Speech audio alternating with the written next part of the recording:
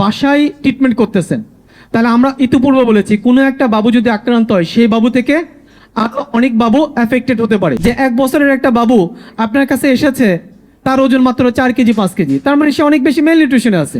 তাহলে এই সকল বাবুকে আপনার আইসিইউতে ভর্তি করতে হবে, হসপিটালে ভর্তি করবো যারা খেতে পারতেছে না, পানি স্যালাইন বুকে দুধ খেতে পারতেছে না, তাদের খিঁচুনি হচ্ছে, যারা নিতে যাচ্ছে অথবা অজ্ঞান হয়ে যাচ্ছে, যাদের শ্বাসকষ্ট হচ্ছে, যাদের চোখে দেখা যাচ্ছে চোখে ব্যথা অনুভব করতেছে, এবং যারা অনেক বেশি পুষ্টিহীনতায়। আরেকটা নিয়ম করতে হবে, ধরেন আপনি বাসায় ট্রিটমেন্ট করতেছেন, তাহলে আমরা ইতিপূর্বে বলেছি কোনো একটা বাবু যদি আক্রান্ত হয় সেই বাবু থেকে আরো অনেক বাবু এফেক্টেড হতে পারে। তাহলে সেই সকল বাবুদেরকে আইসোলেশন মানে তাদেরকে আমরা মানে র্যাশ আসার 4 দিন আগে থেকে র্যাশ আসার 4 দিন পর পর্যন্ত অন্য বাবুদের যাতে সংস্পর্শে না আসে সেই ব্যবস্থা করতে হবে। অন্য বাবুদেরকে তাদের কাছে ভিড়তে দেওয়া যাবে না, স্পেশালি যারা ধরেন বিভিন্ন ধরনের জটিল রোগে আক্রান্ত, ক্যান্সারের ঔষধ পাচ্ছে, তাদেরকেও এই সকল বাবুদের আশেপাশে ভিড়তে দেওয়া যাবে না, কারণ এই সকল বাবুদের কাছ থেকে তাদের কাছেও মিজাজ জীবাণু ছড়ায় যেতে পারে। এখন দেখেন বাংলাদেশে আর একটা বিষয় আছে, কোনো কিছু হলেই আইসিইউ। হ্যাঁ, মিজেলসে যখন কোনো একটা বাবু আক্রান্ত হবে তার আইসিইউ দরকার আছে, কিন্তু সকল বাবুর কি আইসিইউ দরকার আছে? সকল বাবুর আইসিইউ দরকার নাই। আইসিইউ দরকার স্পেসিফিক কিছু কিছু ক্ষেত্রে, যেরকম হচ্ছে কোনো একটা বাবুর শ্বাসকষ্ট, কিন্তু আমরা যখন তার শরীরের অক্সিজেনের মাত্রা দেখতেছি সেই অক্সিজেনের মাত্রা 90 ভাগের নিচে কমে যাচ্ছে। কোনো একটা বাবুর সিভিয়ার নিউমোনিয়া, তার নিউমোনিয়ার কারণে শ্বাসযন্ত্র ফুসফুস ফেইল হয়ে গেছে, তার কোনো কিছু নেই, একবারে অজ্ঞান হয়ে গেছে, এবং বাচ্চাটার এত বেশি ম্যালনিউট্রিশন। ধরেন একটা বাবুর, আমি যদি সহজে আপনাদেরকে বলি যে 1 বছরের একটা বাবুর ওজন আমরা বলি 8 থেকে 10 কেজি হওয়ার কথা, কিন্তু দেখা গেল যে 1 বছরের একটা বাবু আপনার কাছে এসেছে, তার ওজন মাত্র 4 কেজি 5 কেজি, তার মানে সে অনেক বেশি ম্যালনিউট্রিশনে আছে। তাহলে এই সকল বাবুকে আপনার আইসিইউতে ভর্তি করতে হবে। সারা বিশ্বে মিজেলসের প্রকোপটা কেমন আপনারা দেখবেন যে 2021 সালের পরে মিডলস মোটামুটি 60টা কান্ট্রিতে আউটব্রেকের পর্যায়ে চলে গেছে। শুধুমাত্র 2024 থেকে 2025-26 সালেই মিডলস আউটব্রেক অনেক অনেক বেশি, এবং আপনারা শুনে অবাক হবেন যে 2024 সালেই মিজেলসে আক্রান্ত হয়ে সারা পৃথিবীতে 5 বছরের নিচে 95,000-এর বেশি শিশু মারা গেছে। এবং কোভিডের পরে 2025 সালে, শুধুমাত্র 2025 সালেই সারা বিশ্বে 11 মিলিয়নের বেশি বাচ্চা মিজেলসে আক্রান্ত হয়েছে, এবং মারা গেছে কত? 2024 সালে 95,000-এর বেশি। সবচেয়ে অ্যালার্মিং বিষয়, আফটার কোভিড সারা বিশ্বে 30 million children vaccine dose miss করেছে। এটা দেখলে সারা বিশ্বের অবস্থা। আমাদের বাংলাদেশের অবস্থা কি? আমি যদি গতকাল 5 তারিখ পর্যন্ত BSS বাংলাদেশ সংবাদ সংস্থার আপডেটটা বলি, তাহলে গতকাল পর্যন্ত সারা বাংলাদেশে মিজেলসের আক্রান্ত ছিল প্রায় 7,600-র বেশি।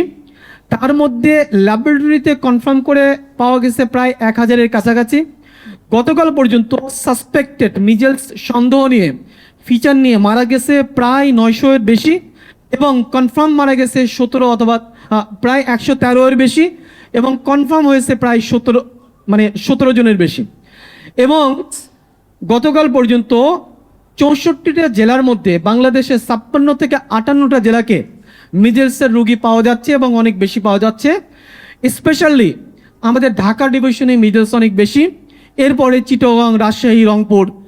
আমি যদি স্পেশালি আরও ডিস্ট্রিক্ট বলি, কক্সবাজারে মিজেলসের আক্রান্তের সংখ্যাটা অনেক অনেক বেশি। এখন আসেন আমরা যদি একটু মূলের দিকে যাই, যে এই পরিস্থিতি বাংলাদেশে কেন হলো, কেন হঠাৎ করে মিজেলসের এইরকম আউটব্রেক হলো। দেখেন, ফার্স্ট কথা হচ্ছে মিজেলস হচ্ছে একটা প্রচণ্ড ছোঁয়াচে রোগ। সে 20 থেকে 90 জন লোকের কাছে একজন মিজেলস আক্রান্ত রোগী, মানে পরিস্থিতিতে 20 থেকে 90 জন লোককে মিজেলস ছড়াতে পারে। দ্বিতীয় বিষয় হচ্ছে, আপনি যদি চিন্তা করেন 2023 সালে, কারণ করোনা যেটা কোভিড হয়েছে, কোভিডের পরে আমাদের ওভারঅল ভ্যাকসিনেশনটা কমে গিয়েছে।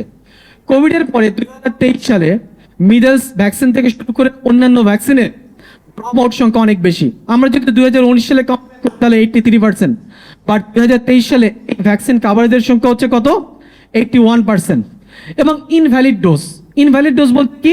ইনকারেক্ট ডোজ, যেভাবে যে বয়সে যেভাবে দেওয়ার কথা সেভাবে না দিয়ে এই ফল্টি টেকনিকে মিডলস দেওয়া হয়েছে, সেটাতে এমআরএ অনেক বেশি। এবং দেখেন এই ইনকারেক্টভাবে মিডলস দেওয়া হয়েছে 2023 সালে প্রায় 9.8%। যে সকল সংক্রামক ব্যাধির রোগের টিকা দেওয়া হয় সেই টিকাগুলোর মধ্যে ইনভ্যালিড বা ইনকারেক্টলি অ্যাডমিনিস্টার করা হয়েছে, টিকা দেওয়া হয়েছে সবচেয়ে বেশি হচ্ছে মিডলসে। শুধু তাই না, আপনি যদি মিডলস 2, আমরা এখন দেই মিডলস 1 এবং 2, 9 মাস বয়সে একটা, আর একটা দেই 15 মাস বয়সে। 15 মাস বয়সে যে মিডলস ভ্যাকসিন পাওয়ার সংখ্যা সেটা মিডলস 1-এর চাইতে আরও কম। সেটা কত? 2023 সালের লাস্ট পরিসংখ্যান অনুযায়ী সেটা হলো 76%। এবং আরও ভয়াবহ বিষয়, আপনি যদি দেখেন ওভারঅল ভ্যাকসিনেশন ইন 2025 সেটা হচ্ছে মাত্র 60%, 59.6%। কিন্তু আপনাকে যদি হার্ড ইমিউনিটি অর্থাৎ ওভারঅল ভ্যাকসিন কাভারেজ যদি আপনাকে চিন্তা করতে হয় কোনো একটা রোগ থেকে, সংক্রামক ব্যাধি থেকে প্রতিরোধ করার জন্য, তাহলে আপনার যে জনসংখ্যা রয়েছে সেই জনসংখ্যার ন্যূনতম 90 থেকে 95 ভাগ, স্পেশালি 95 ভাগকে ভ্যাকসিন দিতে হবে। কিন্তু আমরা কি করেছি? আমাদের ভ্যাকসিন দেওয়ার হারটা অনেক কম।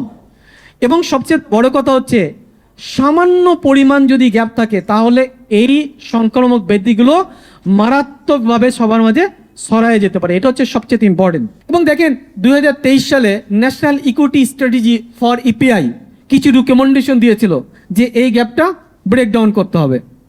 আমরা মোটামুটি শেষের দিকে। কোভিড একটা বিষয়, 2014 এবং 2020-এর পরে আর কোনো ক্যাম্পেইন করা হয় নাই। এটা করলে কোভিডের পরে যেহেতু অনেকগুলো বাচ্চাই ভ্যাকসিন পায় নাই, কোভিডের কারণে সবাই কোভিডের থেকে ফোকাস ছিল, তাহলে হয়তো পরিস্থিতি আর একটু উন্নতির দিকে যাইতো। প্লাস আমি আর একটা বিষয়কে খুব বেশি গুরুত্ব দিব, যে বিভিন্ন সময় সোশ্যাল মিডিয়াতে অ্যান্টি ভ্যাকসিন প্রোপাগান্ডা চালানো হয় এবং এই অ্যান্টি ভ্যাকসিন প্রোপাগান্ডার কারণে অনেক মানুষের মাঝে কিছু মিসবিলিভ, ফলস বিলিভ জন্মগ্রহণ করে। এটার কারণেও কিন্তু ভ্যাকসিনের হার অনেকটা কমে গেছে। এখন আমরা এই সিচুয়েশনটাকে কিভাবে ট্যাকেল দেব? আমি শেষের দিকে। একটা হচ্ছে আমাদের এই ইমিউনাইজেশন প্রক্রিয়াটা স্ট্রেনথেনিং করতে হবে। 9 মাস এবং 15 মাস বয়সে যাতে প্রত্যেক বাচ্চা এমআর ভ্যাকসিন পায় সেটা ইনশিওর করতে হবে। আমি গভর্নমেন্টকে ধন্যবাদ জানাবো, তারা একটা ক্যাচ আপ ক্যাম্পেইন অথবা ইমার্জেন্সি ভ্যাকসিন কিছু কিছু জায়গায়, তবে সেটা কিছু কিছু জায়গায় না করে সারা বাংলাদেশে করা উচিত, তাহলে এটার প্রাদুর্ভাব কমবে। আমাদের এটা মনিটরিং করতে হবে। যখনই দেখব জ্বর এবং র্যাশে আক্রান্ত হয়েছে, সঙ্গে সঙ্গেই স্থানীয় স্বাস্থ্যকেন্দ্রের সাথে যোগাযোগ করতে হবে, স্থানীয় চিকিৎসকের সাথে যোগাযোগ করতে হবে। আমাদের মিজলস ভ্যাকসিনের পাশাপাশি প্রত্যেক বাবুকেই, 5 বছরের নিচে বাবুকে একটা করে ভিটামিন এ ক্যাপসুল বয়স অনুযায়ী যতটুকু ডোজ সেটা সাপ্লিমেন্ট দেওয়া উচিত। এবং মিজলস সম্পর্কে মোস্ট ইম্পর্টেন্ট হচ্ছে কমিউনিটি অ্যাওয়ারনেস। এই অ্যাওয়ারনেসের কারণে ধরেন বিভিন্ন বিলবোর্ডে স্বপরিণত হয়ে ওই সকল অথরিটিগুলো, দেখেন আপনি আজকে ঢাকা শহরে বিভিন্ন বিলবোর্ডে বিভিন্ন কোম্পানির অ্যাড পাবেন, বাট সেখানে যদি সরকার এবং সিটি কর্পোরেশন অথরিটি ভ্যাকসিন সম্পর্কে ক্যাম্পেইন করে, সোশ্যাল ইনফ্লুয়েন্সার, মসজিদের ইমাম, মাদ্রাসার টিচার, স্কুলের টিচার, তাদেরকে যদি নিয়মিত কর্মশালায় নিয়ে এসে ভ্যাকসিনের সুফল এগুলো নিয়ে কর্মশালা করে তাদের মাধ্যমে পরিচালনা চালায়, তাহলে ভ্যাকসিন কাভারেজ অনেক ভালো হবে এবং বাংলাদেশ ভ্যাকসিন মুক্ত হবে। দেখেন আমাদের এই আলোচনা আসলে কেন আলোচনা হচ্ছে, একটাই কারণে, সংক্রামক ব্যাধি যেহেতু বাচ্চাদের জন্য অনেক বেশি ক্ষতিকর এবং এই সংক্রামক ব্যাধির কারণে শিশু মৃত্যুর হার অনেক বেশি। আমরা কিন্তু শিশু মৃত্যুর হার, স্পেশালি আন্ডার 5 মৃত্যুর হার কমাতে চাচ্ছি।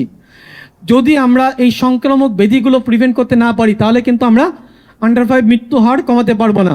আলটিমেটলি আমাদের টার্গেট এই রকম হাসি খুশি বাবু যারা বাংলাদেশকে পরবর্তীকালে কন্ট্রিবিউট করবে।